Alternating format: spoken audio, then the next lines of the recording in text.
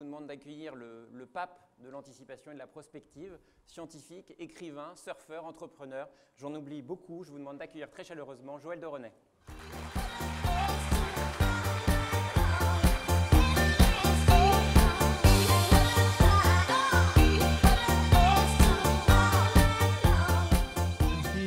Merci Alban, merci beaucoup. Le pape est très sensible à votre invitation.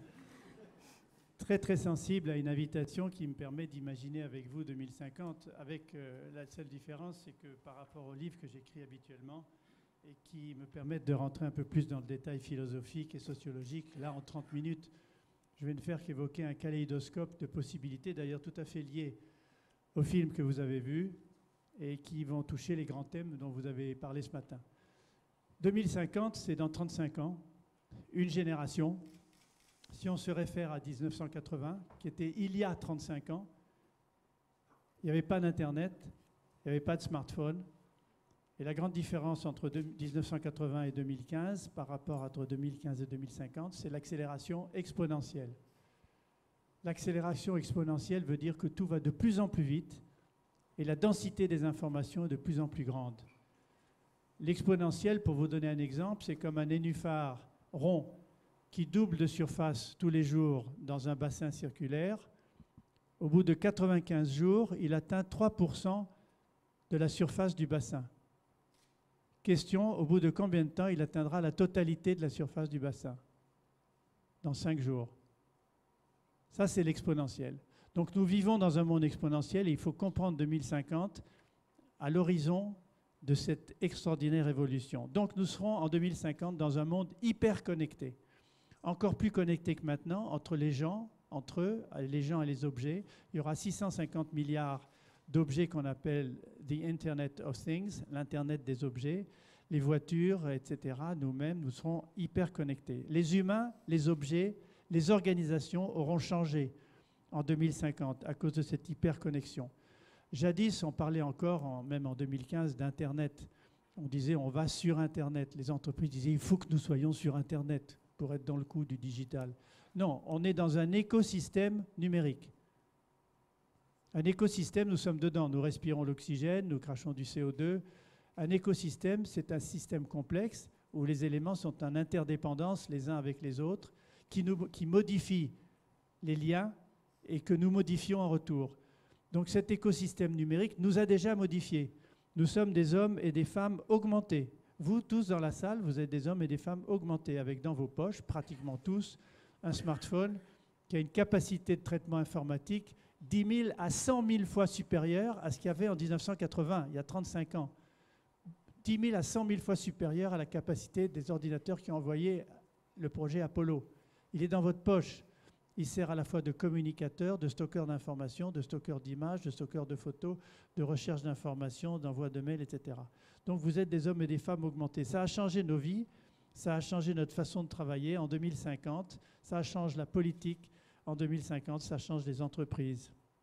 Et nous sommes déjà en train de collaborer à ce cerveau planétaire que j'ai décrit dans plusieurs livres, le macroscope, l'homme symbiotique en 1995, que j'appelle le sybionte, de cybernétique et biologie, un macro-organisme planétaire qui en 2050 commencera à se réaliser et peut-être même en interaction avec nous, à changer comme une sorte d'assistant permanent la manière dont nous vivons et nous travaillons.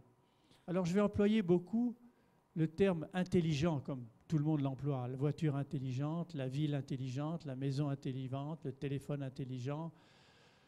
Je vais à la fois le critiquer et en même temps un peu le définir. Pour moi, l'intelligence, ce n'est pas l'intelligence des machines. Simplement, retenez 3 termes, des outils et des machines qui sont proactifs, interactifs, en temps réel. Proactifs, interactifs et en temps réel, ça me suffit pour dire qu'ils sont entre guillemets intelligents. Donc je vais employer ce terme et sous-entendu proactif, interactif en temps réel. Et je parlerai aussi de l'intelligence artificielle dans un instant, parce que ça c'est complètement différent. Ça mime l'intelligence humaine et ça apprend d'elle-même. Donc commençons par les thèmes que vous avez développés, la maison, le bureau dans lesquels nous allons vivre, travailler, habiter. Le bureau intelligent, la maison intelligente. D'abord, nous sommes dans une révolution qui n'est plus la révolution de la communication. Si on interroge les gens, on fait un sondage, qu'est-ce qui vous apparaît comme la révolution de ces 30 dernières années? Les gens disent la com, Internet, les téléphones portables, les mails, les réseaux sociaux. Non, c'est vrai, mais nous entrons dans l'ère de la symbiose. Ce mot, vous le connaissez, ça veut dire l'association étroite entre deux entités, qu'elles soient toutes les deux vivantes ou l'une numérique et l'autre vivante.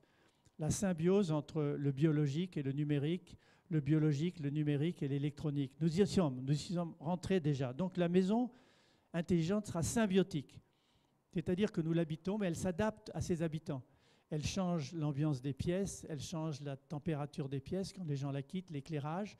Et cette maison, on peut la contrôler à distance avec des outils portables et bientôt des outils mettables qui nous permettent de penser à la maison et de contrôler des fonctions de robots intelligents dans la maison, comme les robots électroménagers, mais aussi la possibilité des systèmes de documentation, les télévisions qui sont sur les murs, à écran plat ou à écran holographique en 2050. Donc cette maison connectée, cette maison intelligente, elle est contrôlable et adaptable. Jadis, on avait l'idée de la domotique. La domotique n'a pas marché. Pourquoi? Parce qu'il y avait des standards différents de chaque entreprise. Schneider, Bang & Olufsen, Sony. Maintenant, avec la Wi-Fi, avec le protocole Internet, avec le smartphone, tout devient compatible et on peut contrôler la maison et elle peut s'adapter en interne aux gens qui y vivent. Les objets s'adaptent. On a parlé au salon en ce moment à Hanovre de frigidaires Siemens qui envoient des selfies et des SMS. C'est déjà maintenant en 2015, un selfie de ce qu'il y a dedans et un SMS pour vous dire ce qu'il faut acheter. Donc ce sont des objets intelligents que l'on peut contrôler à distance et ça c'est la maison intelligente qui sera aussi dotée de salles de réunion pour pouvoir travailler de la maison dans les mêmes conditions que dans des bureaux avec des écrans holographiques que Cisco a déjà sortis pour pouvoir voir ses interlocuteurs. Le télétravail, vous pouvez oublier, 3 mots, vous pouvez les oublier, télétravail, les objets nomades, cher Jacques Attali il y a 50 ans, et la mobilité. Ce n'est pas nécessaire, télétravail, objet nomade, mobilité, puisqu'on est en permanence dans un écosystème numérique. Donc on est virtuellement mobile. Le tout est de savoir se déconnecter quand on ne veut pas travailler ou on ne veut pas s'en servir pour ses loisirs ou pour ses voyages virtuels. Donc le grand enjeu de 2050 sera se débrancher. Pas seulement se brancher, parce qu'on n'ira pas sur Internet, on sera dans Internet. Donc le bureau intelligent, ça veut dire que notre travail de bureau, quand on y va pour le lien social, le lien humain, la relation humaine fondamentale à l'époque du hyper-numérique et de la société hyper-branchée, c'est un lieu qui est incroyablement assisté par des robots, pas des robots anthropomorphes, mais des algorithmes intelligents, c'est-à-dire des algorithmes proactifs qui anticipent ce que vous voulez, qui recueillent ce que vous dites. Par exemple, dans une salle de réunion où les gens ne parleront plus en séquentiel autour de la table comme aujourd'hui, mais en simultané, parce que chacun pourra regarder ce que les gens projettent sur des murs circulaires, comme ça existe déjà dans certains bureaux.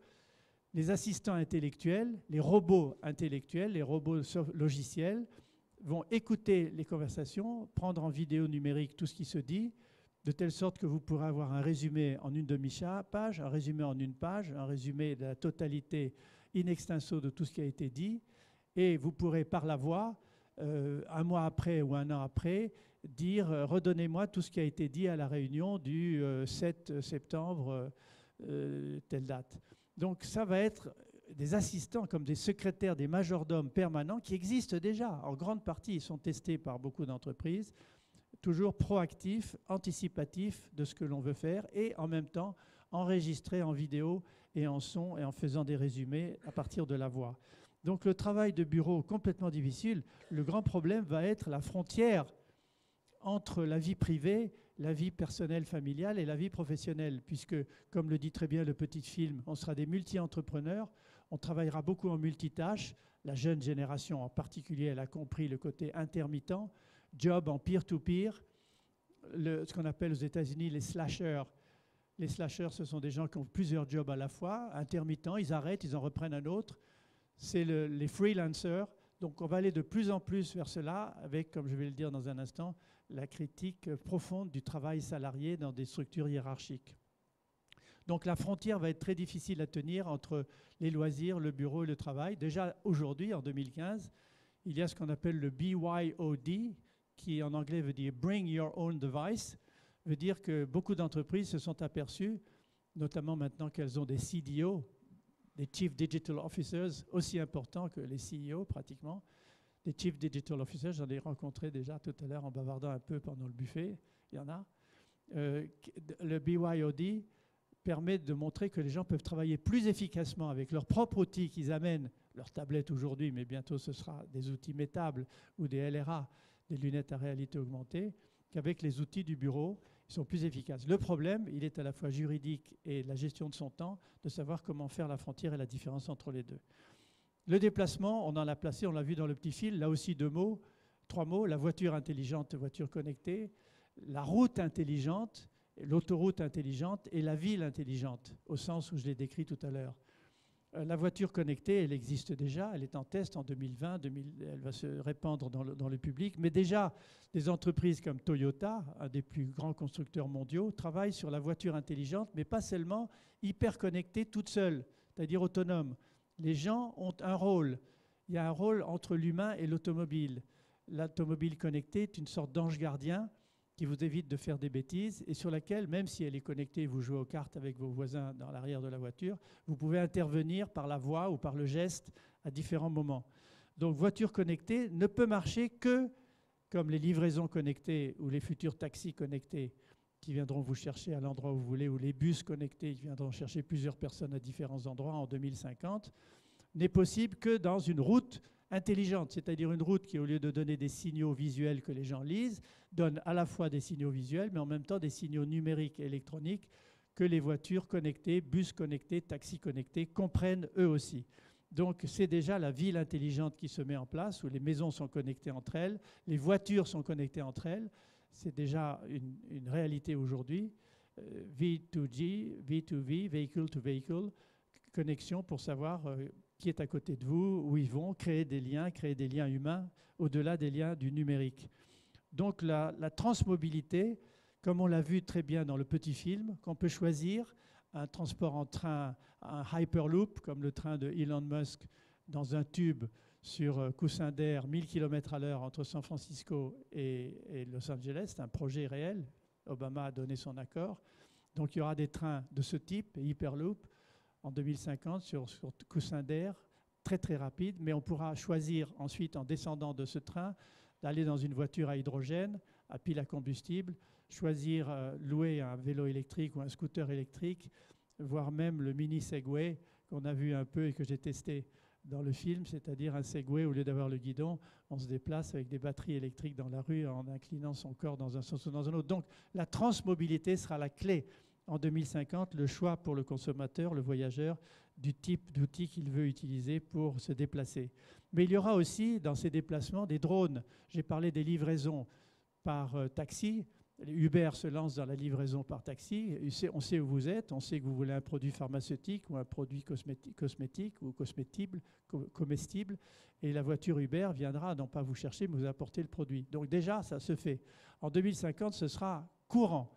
Les livraisons, on ira se déplacer aussi dans des grands magasins, des grandes surfaces qui continueront parce que les gens ont besoin du lien social, du contact humain et pas seulement que du numérique.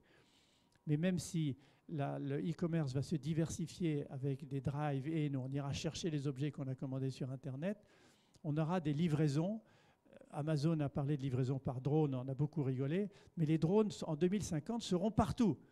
Des mini-drones espions, des mini-drones pour l'agriculture, des drones pour vous guider. Moi, j'ai utilisé déjà au MIT un drone qui s'appelle Sky Guide. Je l'appelle, il connaît mon nom, il arrive au-dessus de moi. Bonjour, monsieur de René, vous voulez aller au département de biologie moléculaire, suivez-moi. Et je suis le drone, il ne fait pas de bruit, les portes s'ouvrent devant lui, il rentre dans les bâtiments, je le suis dans les couloirs. Eh bien, imaginez que ces drones seront partout pour guider les gens dans des lieux comme la Cité des Sciences, le parc de la Villette, des grandes expositions, des grands centres de congrès, pour guider les gens. Mais aussi des drones ambulanciers, c'est-à-dire des drones capables d'amener à un moment donné un défibrillateur cardiaque, beaucoup plus vite qu'une ambulance. On appelle le numéro. La personne qui est dans la salle d'urgence voit par les yeux du drone qui s'est posé à côté de la personne étendue dans la rue, dit aux autres personnes qui sont autour ce qu'il faut faire. lui dit qu'il faut débrancher le défibrillateur, ouvrir la chemise, mettre les électrodes à tel endroit. Donc tout est guidé beaucoup plus vite que si une ambulance arrivait avec un... Et ça, ce n'est pas un projet de 2050, c'est pour vous dire ce qui pourra arriver en 2050 avec les drones, puisque c'est un projet développé par un garçon hollandais de 24 ans et qui existe déjà. Donc la transmobilité, les drones, en plus des voitures connectées, de la route intelligente et de la ville intelligente, seront des réalités de 2050. Pour ce qui concerne la santé et l'alimentation, la clé, c'est la personnalisation. C'est-à-dire qu'il y a deux mots importants à retenir. En 2050, c'est le patient augmenté et le consommateur personnalisé. C'est-à-dire que dans l'industrie agroalimentaire, les gens vont de plus en plus demander des produits qui leur correspondent en fonction de ce qu'ils auront appris, des outils de test qu'ils auront sur eux, avec les outils métables, comme aujourd'hui ce qu'on appelle les fitness trackers, et qui permettent de mesurer des paramètres de sa santé, et pas seulement de les mesurer séparément, mais de les intégrer entre eux, avec une sorte de tableau de bord santé qui existera couramment en 2050, comme on a un tableau de bord de voiture. J'ai vu déjà que des grandes entreprises lançaient des miroirs où quand on se regarde, il ne suffit pas de dire j'ai des poches sous les yeux ou j'ai des rides, mais le miroir vous diagnostique un certain nombre de paramètres de votre santé détectables par des systèmes d'intelligence artificielle ou des systèmes experts. Donc de plus en plus, le patient augmenté aura les possibilités, et ce sera un courant en 2050, de mesurer les paramètres de sa santé. Il aura des LRA, des lunettes à réalité augmentée, abandonnées par Google et reprises par Sony et par d'autres, qui permettent de voir dans les aliments qu'est-ce qu'ils contiennent, les calories qu'ils représentent, les colorants éventuels qu'on a rajoutés. Donc on pourra radiographier les aliments avec les LRA, ce qui est déjà des propositions de plusieurs entreprises qui existent déjà en 2015. Mais le plus important, c'est pour l'industrie pharmaceutique, et ça aura un impact considérable sur l'organisation de l'industrie pharmaceutique et l'industrie agroalimentaire en 2050, c'est ce que j'appelle la prévention quantifiable. En d'autres termes, la prévention mesurable. Pendant très longtemps, l'industrie pharmaceutique a dit « la prévention, ça ne m'intéresse pas parce que ce n'est pas en disant aux gens de mettre du son dans leur petit déjeuner qui risque d'avoir moins de cancer du côlon. C'est possible, mais qu'est-ce que ça me rapporte ?» Maintenant, ils ont commencé à comprendre, les plus grandes, j'en conseille certaines d'entre elles dont je sais de quoi je vous parle, que la prévention quantifiable devient un outil essentiel d'accompagnement et d'assistance du patient augmenté. Le patient augmenté devient plus responsable, c'est moins médecin, ordonnance, pharmacie, médicaments, comprend ou ne comprend pas. C'est beaucoup plus en permanence un suivi des personnes qui se mesurent elles-mêmes avec des outils métables et pas seulement des outils portables, et sont capables d'exercer des diagnostics pour savoir s'ils doivent faire plus de sport et quel sport, manger tel type d'aliment ou plutôt tel autre, et être capables de traiter leur stress par la méditation plutôt que par des médicaments antidépresseurs. Donc ceci va bouleverser complètement en 2050 l'industrie pharmaceutique en créant des formes beaucoup plus décentralisées. La pharmacie va devenir un espace de santé, une sorte d'Amazon des médicaments, avec tous les problèmes que ça pose avec la contrefaçon et les médicaments contrefaits, mais ça va devenir une réalité modifiant la grosse industrie agroalimentaire et la grosse industrie pharmaceutique qui représente, vous le savez, des milliards de dollars de chiffre d'affaires. Alors tout ça est évidemment lié aussi à la possibilité à distance de télécharger des produits cosmétiques ou des médicaments. Ça paraît impensable, mais aujourd'hui on a des imprimantes 3D. Il y a déjà l'industrie cosmétique qui pense à des imprimantes 3D qui fabriquent des produits cosmétiques, des pommades qu'on mélange, on pourra les faire chez soi éventuellement, ou les sous-traiter à la petite boîte d'à côté. Mais encore plus étonnant que ça, des parfums, grâce à des cartouches dans une sorte d'imprimante et un ventilateur, on télécharge, et ça existera couramment en 2050, on télécharge le parfum choisi dans une gamme. L'information numérique va sur des cartouches, comme dans les cartouches de couleur d'une imprimante, et produit une odeur qui est ventilée dans l'environnement dans lequel on est. Mais le plus étonnant, c'est de télécharger des médicaments. Déjà, des entreprises s'en préoccupent, des imprimantes 3D spécialisées pour des médicaments simples, pourront personnaliser le traitement à domicile et télécharger des médicaments. Donc vous imaginez l'impact de tout cela sur ces grosses industries très créatrices d'emplois et très influentes sur les régimes politiques, puisque beaucoup de ces industries agroalimentaires ou pharmaceutiques financent les campagnes de politique dans le monde entier. Lié à ça, le vieillissement. Le vieillissement, on gagne, vous le savez, les statistiques sont publiées partout, un trimestre d'espérance de vie par an. Un trimestre d'espérance de vie par an, c'est-à-dire en 10 ans, on a gagné 4 ans. C'est 84 ans l'espérance de vie, hommes-femmes confondus. Les femmes vivent 88, les hommes 77, 78. Les femmes vivent plus longtemps que les hommes. Mais la moyenne, c'est 84 ans. Donc on peut imaginer qu'en 2050, vous calculez dans 35 ans, faites le calcul d'un trimestre par an, on aura une espérance de vie au-delà de 96, 98 ans. D'espérance de vie avec une retraite peut-être toujours à 60 ans. Qu'est-ce qu'on va faire pendant tout ce temps-là?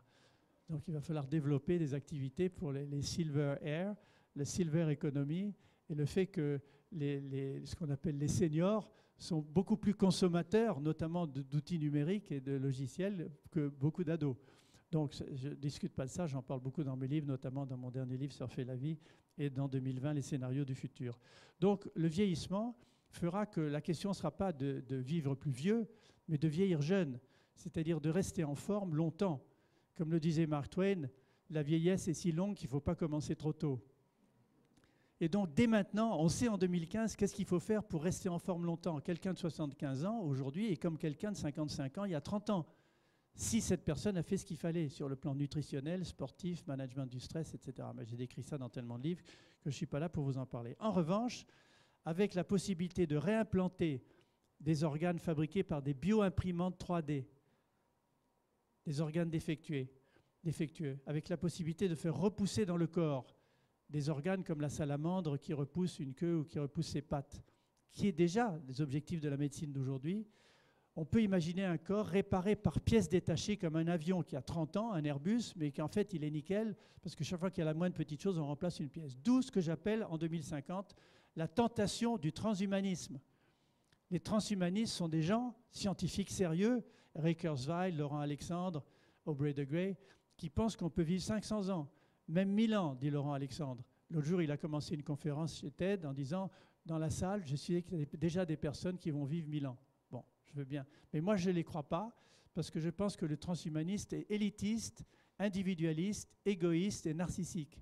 Ce qui m'intéresse, moi, comme je l'ai dit avec le cerveau planétaire, c'est la collectivité, ce que j'ai appelé l'hyperhumanisme, dans une conférence que j'ai faite récemment au Grand Orient de France. Le transhumanisme, c'est une vision limitée par rapport à l'hyperhumanisme, c'est-à-dire être encore plus humain grâce à ces outils qui sont en train de se développer. L'énergie, quelques mots sur l'énergie.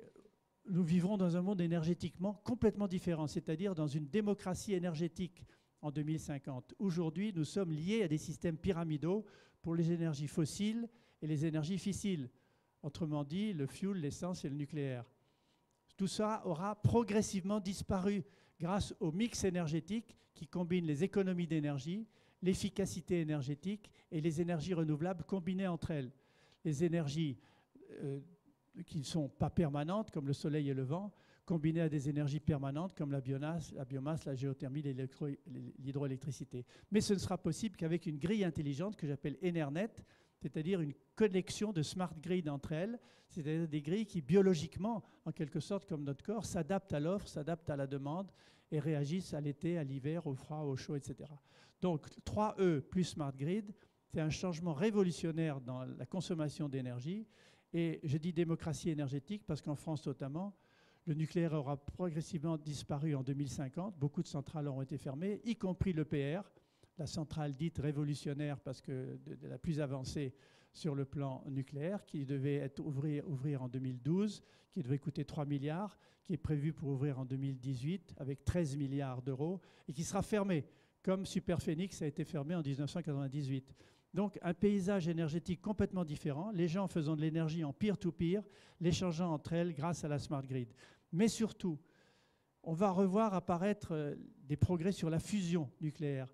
On va quand même revoir le nucléaire avec le thorium, pas seulement avec l'uranium, mais un produit beaucoup moins dangereux que l'uranium. On va voir des centrales enfouies de 300 mégawatts, qu'on appelle déjà des SMR, que fait Westinghouse et d'autres, Small Modular Reactor, connectés à EnerNet et à la Smart Grid dont j'ai parlé.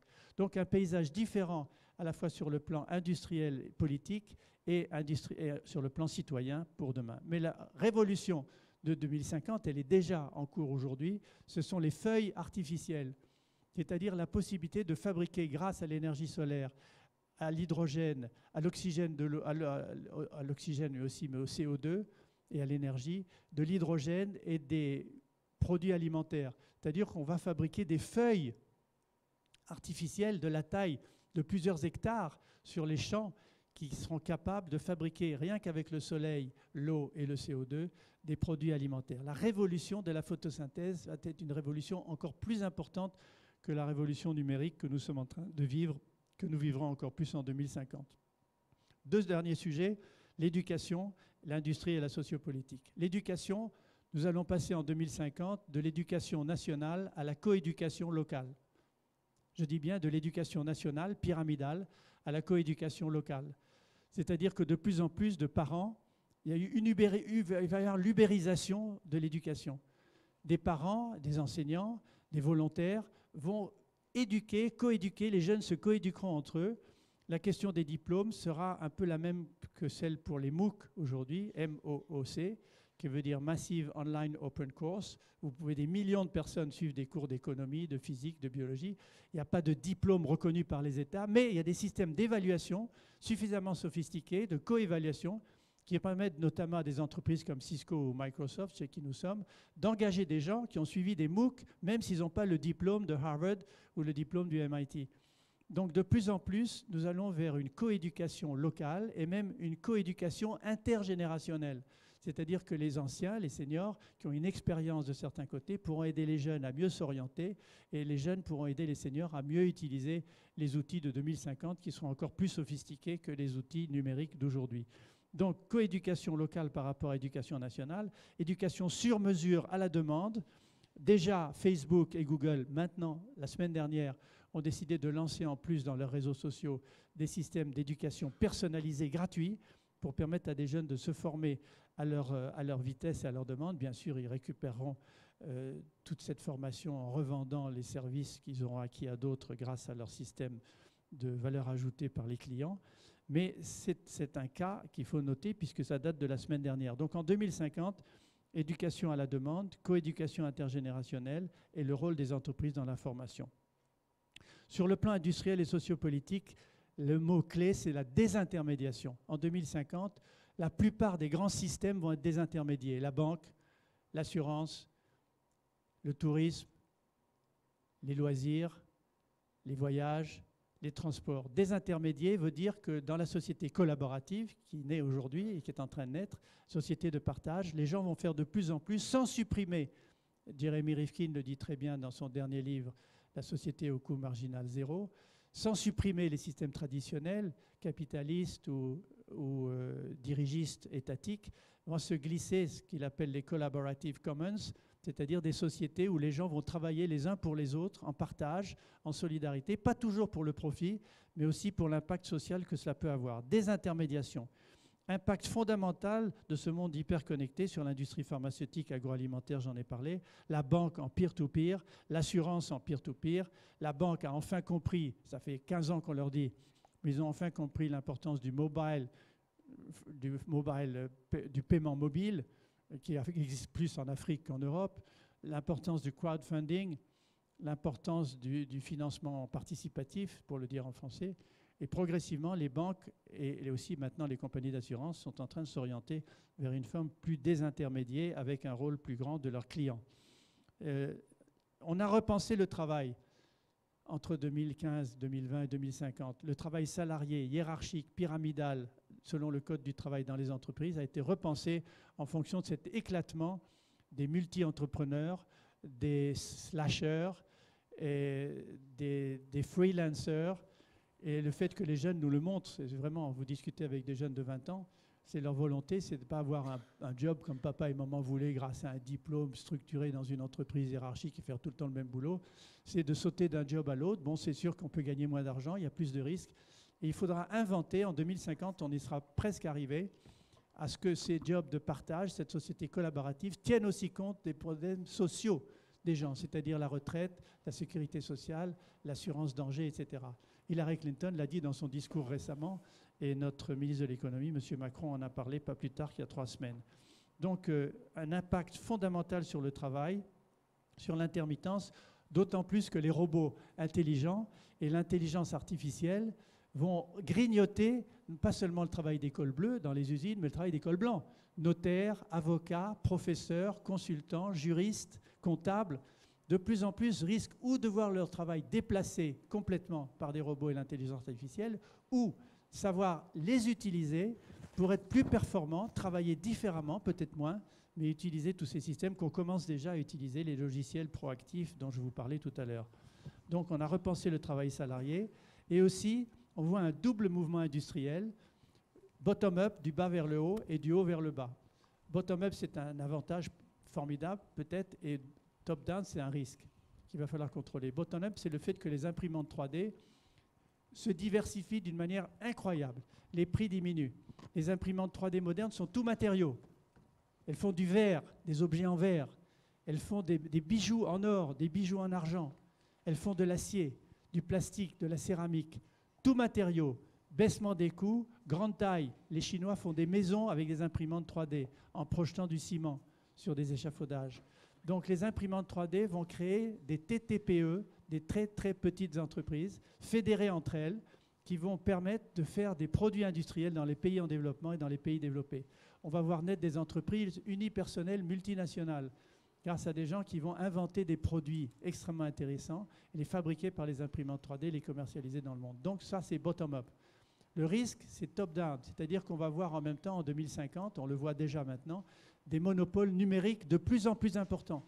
Déjà, aujourd'hui, on vous parle de GAFAMA, c'est-à-dire Google, Apple, Facebook, Amazon, Microsoft, Alibaba, qui jouent un rôle fondamental sur nos vies, avec les moteurs de recherche, avec les livres, avec la santé bientôt.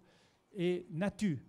Qui est Natu? C'est Netflix, Airbnb, Tesla, Uber. Ce sont des symboles de désintermédiation en train de se mettre en route et de plus en plus, ces monopoles numériques vont jouer un rôle fondamental contre lequel les États pyramidaux ne peuvent pas lutter. Parce que eux, ce sont des entreprises-États. Nous, nous sommes des États-nations. Eux, ce sont des entreprises-États. Ils ont la capitalisation boursière et le cash pour se racheter ce qu'ils veulent, sans payer d'impôts dans les pays où ils travaillent. Donc c'est un vrai challenge, un vrai défi dont on ne pourra noter que par le pouvoir citoyen, c'est-à-dire la co-régulation citoyenne, associés dans les réseaux sociaux pour pouvoir, pas lutter contre, on en a besoin, mais contrer un peu leur pouvoir exorbitant qui est en train de naître et qui en 2050 sera très important. En conclusion, il y a évidemment des avantages considérables à ce monde de 2050 hyper connecté que je viens de vous décrire, mais aussi des dangers. Je commence par les dangers pour finir sur une note positive des avantages et des valeurs qu'il faut. Les dangers, c'est le flicage permanent, puisqu'on est connecté et qu'on a les objets métables sur nous qui savent où on est et qu'est-ce qu'on fait. C'est les risques de la vie privée, les risques de vol d'identité, où quelqu'un vous vole votre identité et vous remplace. Ce sont des risques de cyberterrorisme. Le cyberterrorisme utilisant non pas des AMD, des armes de dissuasion massive, comme on le craint dans la guerre classique, mais des AMD, c'est-à-dire des armes de désinformation massive, ADM. Des armes de désinformation massive, c'est-à-dire qu'un crime d'un enfant, par exemple, décapité, envoyé en vidéo dans tous les réseaux, on ne parlera plus des réseaux sociaux parce que les gens sont connectés en permanence par leur télévision connectée sur les murs, il suffira de cliquer quelque part pour être assailli de ce genre d'information qui va donner un pouvoir considérable au chantage et à la désinformation.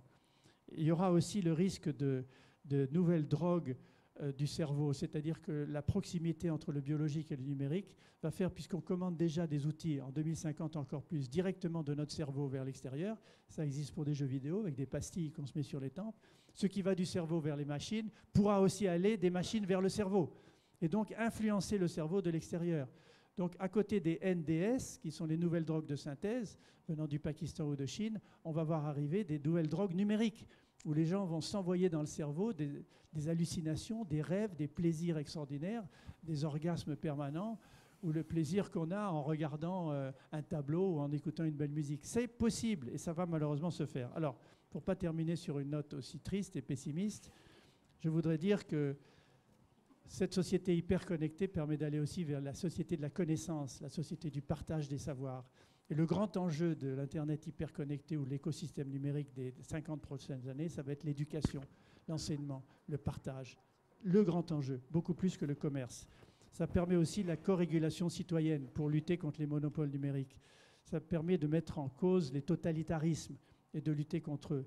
Ça permet aussi l'expression de chacun par rapport aux autres et la diversité des opinions. Donc pour y arriver, pour être capable de lutter contre ces monopoles et pour réussir 2050, il nous faudra des valeurs qui sont déjà en cours, on en parle déjà beaucoup, c'est-à-dire le respect de l'autre, la tolérance, on le voit avec la crise des immigrés, qui sont une chance aussi beaucoup pour beaucoup de pays, le respect de l'autre, la tolérance, la solidarité, la générosité, l'empathie, la fraternité, l'altruisme. Ces valeurs-là qui sont là, elles sont naissantes.